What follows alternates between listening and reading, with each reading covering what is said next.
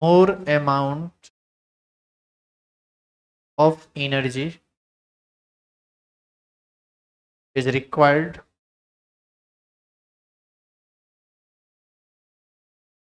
to remove an electron from the outermost shell of these types of elements.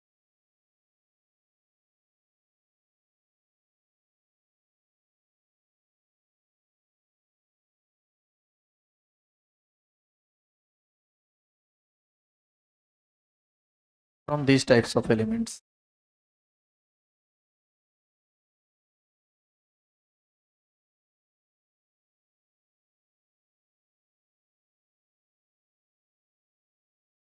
Example लिखिए।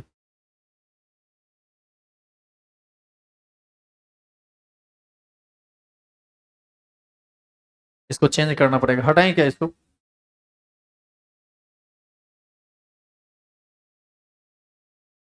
Nitrogen and carbon लिखिए।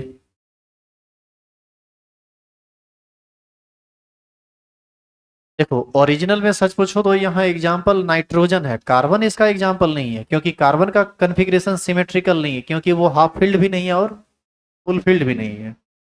लेकिन जो half field और full field में है वो है नाइट्रोजन, तो हम कंपैरिजन करके बताएंगे ना कि देखो ये इससे कम है, ज्यादा है।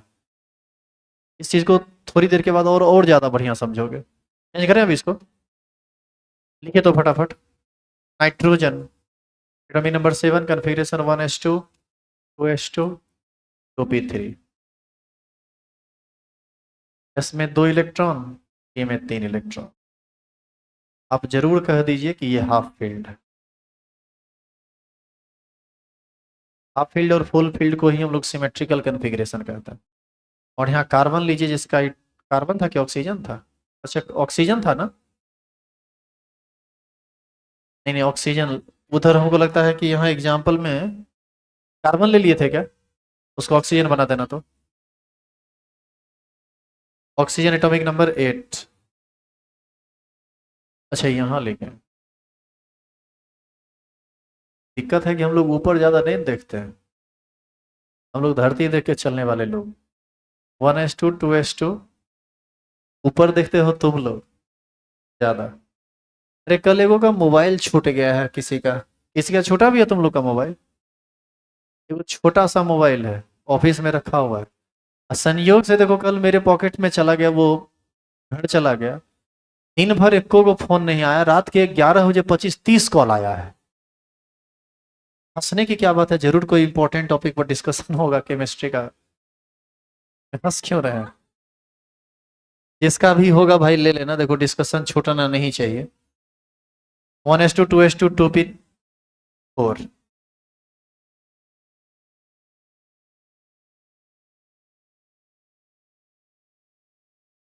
आश्चर्य की बात है कि आज हम सब बैच में पूछे हैं और कोई बैच इस बात को एक्सेप्ट नहीं किया है कि मोबाइल मेरा है।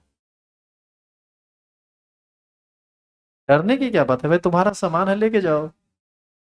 हम होते कौन है तुम्हारा मोबाइल रखने वाले? और वैसे भी मोबाइल लैपटॉप ये सब काफी पर्सनल चीज होता है। अब फोन का घंटी बजा इसलिए हम बोल भी देने, तो हम वो भी नहीं बोल पाते। ये बताइए, ये पार्शियल फील्ड हुआ ना?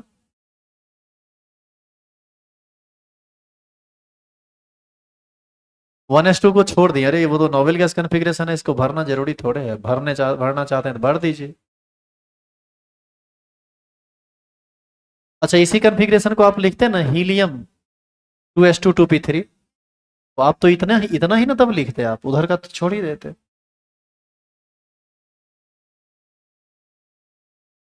बोलो हो गया लिखा हुआ? बताइए किसका ज्यादा होगा आयनाइजेशन पोटेंशियल? नाइट्रोजन का ज्यादा होगा और ऑक्सीजन का। अब देखो इसमें क्या विशेष बात है, आप ये सुनो, इसको लिख देना। किस चीज का ऑर्डर है? आयनाइजेशन एनर्जी का ऑर्डर है।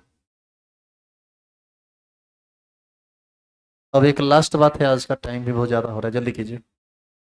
अब देखो आज जब तुम इतना पढ़ लियो ना, तो कल पढ़ने में कुछ नहीं लगेगा। इलेक्ट्रॉन एफिनिटी की इसी का एकदम उल्टा बात तुरंत समझ में भी आ जाएगा। चेंज करो इसे।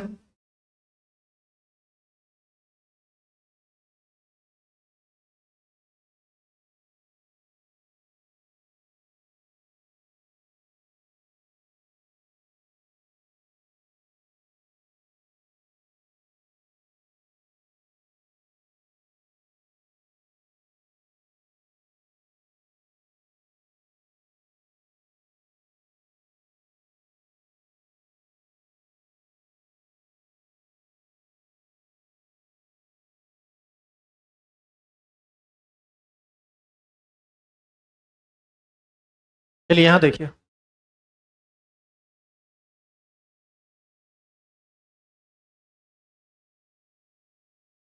किसी भी ग्रुप में ऊपर से नीचे आएंगे, साइज बढ़ेगा, आयोनाइजेशन पोटेंशियल घटेगा। साइज बढ़ेगा तो दूरी बढ़ेगा तो बढ़ घटाएंगे।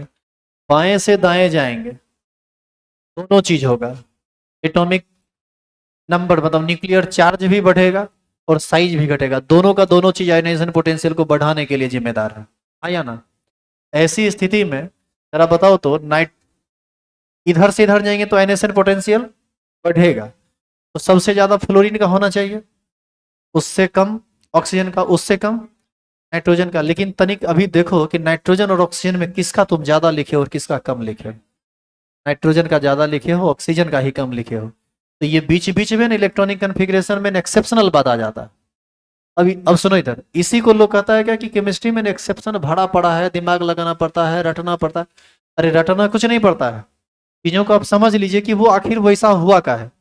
बात ही इतना ज्यादा है कि वह कहीं ना कहीं थोड़ा उल्टा पुल्टा बात हो जाता है। मतलब अब एक ट्रेंड होता है कि देखो ऊपर से नीचे जाएंगे तो बढ़ेगा, कभी कभी घट भी जाता है, तो उसको हम लोग कह देते हैं एक्सेप्शनल है। भाई एक्सेप्शनल है तो उसका कारण जानो ना कि क्यों ऐसा होता है।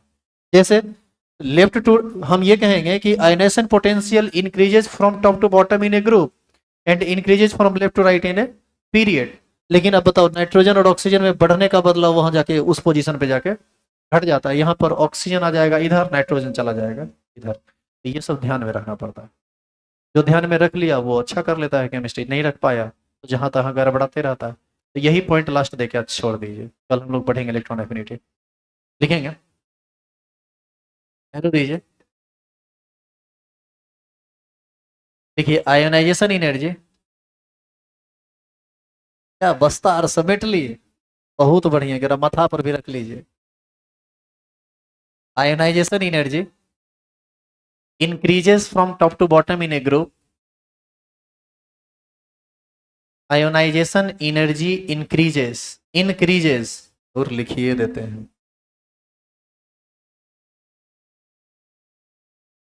Ionization energy increases from top to bottom, लिखिए ना, बोल रहे हैं top to bottom in a group। हाँ डिक्रीजेज होगा, और यही सोच रहे थे तो बोलने में दादी लग रहा था। Ionization energy decreases from top to bottom in a group and increases from left to right in a period।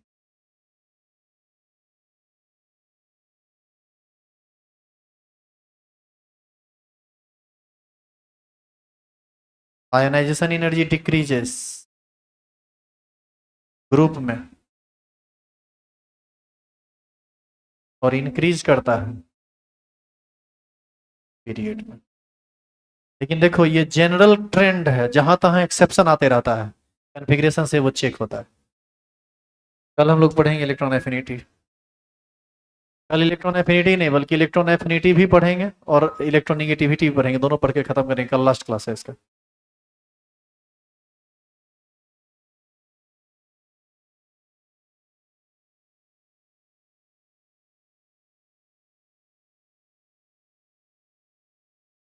नहीं वो वहां से सारा स्विच ऑफ करो तो